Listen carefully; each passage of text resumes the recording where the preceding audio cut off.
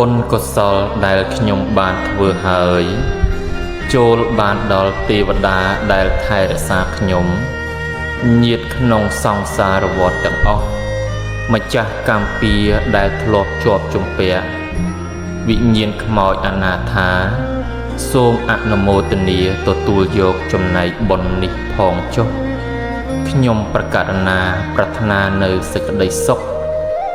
និងសម្បត្តិមនុស្សនាពេលបច្ចុប្បន្ន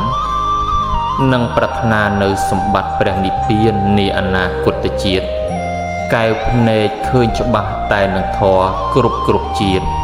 កុំឲ្យមានការភ្លេចភ្លាំងវង្វេងឲ្យសោះ